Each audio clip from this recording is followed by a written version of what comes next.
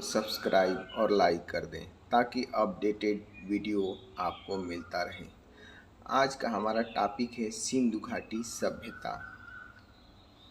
इसके अंतर्गत पहला प्रश्न है, सिंधु घाटी सभ्यता का दूसरा नाम क्या है? ऑप्शन ए मोहनजोदड़ो सभ्यता, बी कालीबंगा सभ्यता, सी हड़प्पा सभ्यता, डी इनमें से कोई नहीं। सही ऑप्शन है सी। सर्वप्रथम हड़प्पा नामक स्थल का खुदाई हुआ।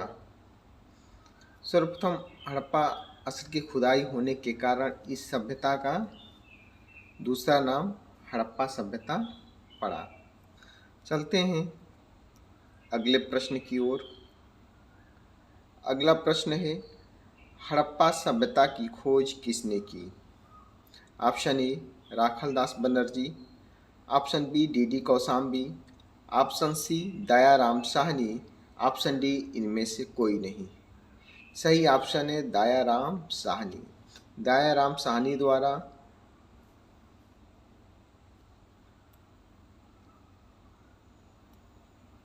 सन 1921 ईस्वी में हड़प्पा सभ्यता की खोज किया गया। अब चलते हैं अगले प्रश्न पर। अगला प्रश्न है, हड़प्पा नामक स्थल का खोज कब हुआ?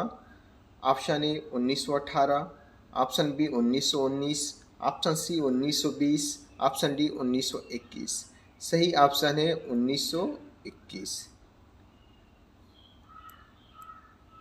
अगले प्रश्न की ओर चलते हैं। अगला प्रश्न है, हड़प्पा नामक स्थल किस नदी के किनारे स्थित है? ऑप्शन ए रावी नदी, ऑप्शन बी सिंधु नदी, ऑप्शन सी गंगा नदी, ऑप्शन डी झेलम नदी। सही ऑप्शन है ए रावी नदी। हड़प्पा नामक स्थल रावी नदी के तट पर स्थित है। अगले प्रश्न की ओर चलते हैं। सिंधु घाटी सभ्यता किस युग की सभ्यता थी? पहला ऑप्शन है ए रजत, बी टीन, सी स्वर्ण, डी कांस्य। सही ऑप्शन है कांस्य। सिंधु घाटी सभ्यता कांस्य युगीन सभ्यता थी। कांसा, तांबा और टीन को मिलाकर बनता है। अगले प्रश्न की ओर चलते हैं। अगला प्रश्न है, सिंधु घाटी सभ्यता के लोग किसकी पूजा करते थे? Option A Vishnu, B Indra, C Brahma, D Pashupati. सही ऑप्शन है पशुपति। इसका साक्ष्य मोहनजोदड़ो से मिला है। चलते हैं अगले प्रश्न की ओर। अगला प्रश्न है, मोहनजोदड़ो की खोज किसने की? Option A Dayaram Sahni, option B Rakhaldas Banerji, option C Marshall, option D D Kosambi. सही ऑप्शन है राखलदास बनर्जी। मोहनजोदड़ो की खोज राखलदास बनर्जी द्वारा सन 1922 ईस्वी में किया गया। चलते हैं अगले प्रश्न की ओर। अगला प्रश्न है, सिंधु घाटी सभ्यता का आकार है। सिंधु घाटी सभ्यता का आकार कैसा है? ऑप्शन ए आयताकार, ऑप्शन बी वृत्ताकार, ऑप्शन सी त्रिभुजाकार, ऑप्शन डी वर्गाकार। सही ऑप्शन है सी त्रिभुजाकार।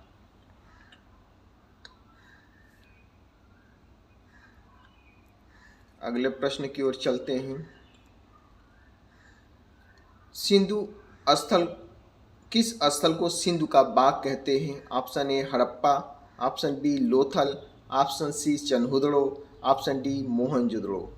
ऑप्शन डी मोहनजोदड़ो सही है। मोहनजोदड़ो सिंधु नदी के तट पर बसा था।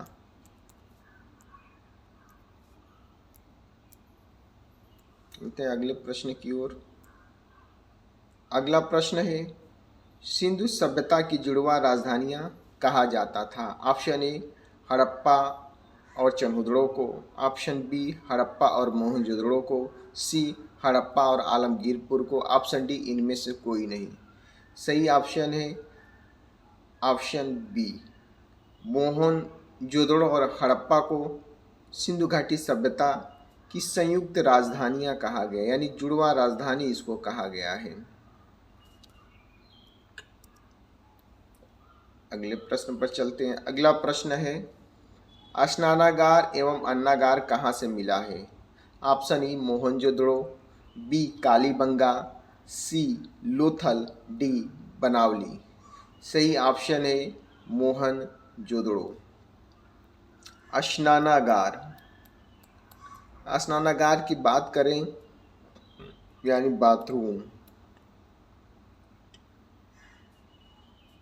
बाथरूम, वहीं अन्नागार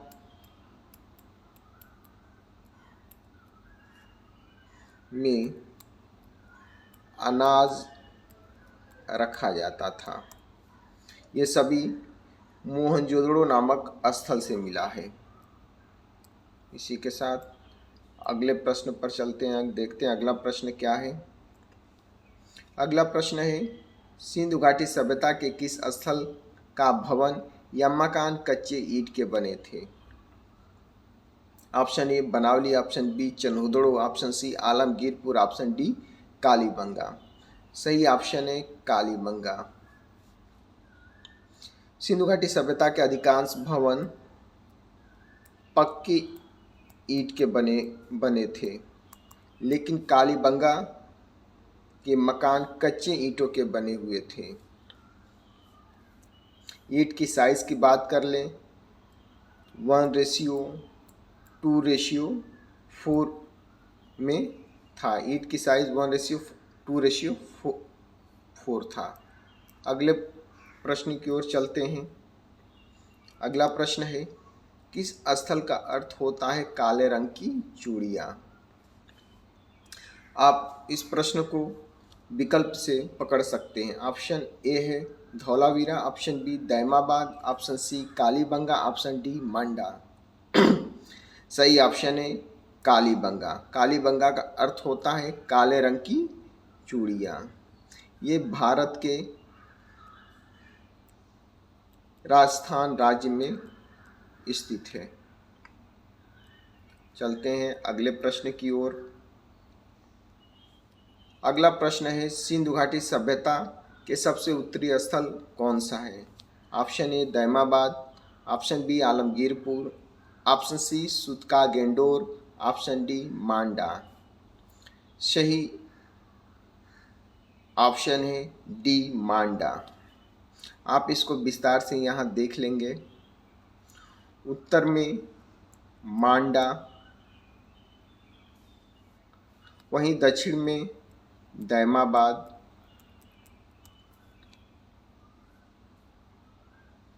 सूतका गेंडोर,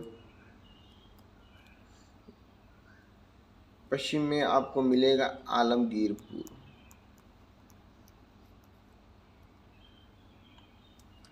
प्रश्न आ जाए, सिंधु घाटी सभ्यता के सबसे दक्षिणी स्थल कौन सा है, तो उत्तर होगा दैमाबाद। ये महाराष्ट्र में स्थित है। वही सूतका गेंडोर पाकिस्तान प्रांत के बलूचिस्तान में स्थित है। आलमगीरपुर उत्तर प्रदेश के मेरठ जिले में हिंदन नदी के तट पर स्थित है। चलते हैं अगले प्रश्न की ओर। अगला प्रश्न है, सिंधु घाटी सभ्यता के स्थल जो उत्तर प्रदेश में स्थित है। Option A Alamgirpur, option B Bara Gaon, option C Hulas, option D उपर्युक्त सभी। सही ऑप्शन है उपर्युक्त सभी। आलमगीरपुर की बात करें ये मेरठ में स्थित है। वहीं बड़ा गांव और हुलास उत्तर प्रदेश के सहारनपुर जिले में स्थित है। चलते हैं अगले प्रश्न की ओर। सिंधु घाटी की लिपि थी। Option A Devanagari, option B Brahmi, option C भाव चित्रात्मक, ऑप्शन डी गोदन। सही ऑप्शन ए भाव चित्रात्मक। इसकी सबसे मुख्य विशेषता रही सिंधु घाटी सभ्यता की लिपि दाएं से बाएं, बाएं से दाएं, दाएं से बाएं, बाएं से दाएं इस शैली में लिखा जाता था। इसको गोमूत्रिका शैली भी कहते हैं, गोमूत्रिका शैली। चलते हैं अगले प्रश्न की ओर। अगला प्रश्न है गोदीबाड़ा का साक्ष्य कहाँ से मिला है। Option A Dholavira, option B Lothal, option C Banawali, option D Hulas. सही ऑप्शन है लोथल। लोथल गुजरात राज्य में स्थित है। गोदीबाड़ा का अर्थ होता है बंदरगाह, बंदरगाह या पत्तन। कई बार परीक्षाओं में गोदीबाड़ा जैसे शब्दों का प्रयोग न करके बंदरगाह या पत्तन का प्रयोग किया गया है। जैसे बंदरगाह का साक्ष्य कहाँ से मिला, ऑप्शन हो जाएगा लोथल। चलते हैं अगले प्रश्न की ओर। क्रीड़ागार स्टेडियम का साक्ष्य मिला है। Option A Bara Gaon, option B Lothal, option C Dholavira, option D इनमें से कोई नहीं। तो सही ऑप्शन है धौलावीरा। क्रीड़ागार और स्टेडियम का साक्ष्य कहाँ से मिला है, धौलावीरा से। धौलावीरा गुजरात में स्थित है, गुजरात में स्थित है।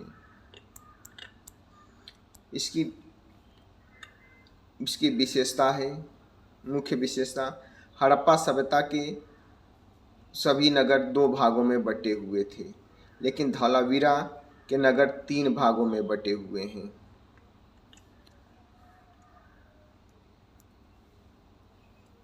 अगला प्रश्न पर चलते हैं। अगला प्रश्न है पशुपति शिव की मुहर कहाँ से मिली है। Option A Harappa, option B Mohenjodaro, option C Chanhudaro, option D इनमें से कोई नहीं।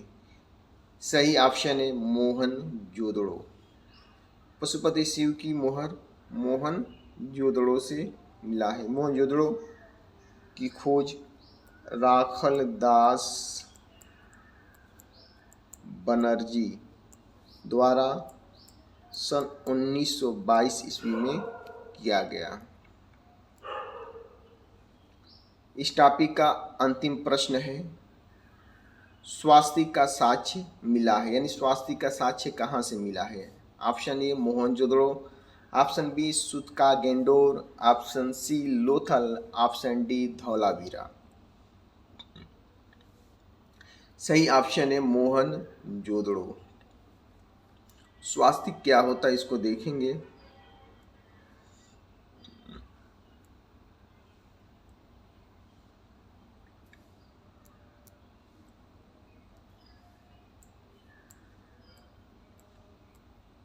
ये स्वास्तिक का चिन्ह है। ये सूर्य देवता को समर्पित है। इस चिन्ह को कहते हैं स्वास्तिक। ये सूर्य देवता को समर्पित है।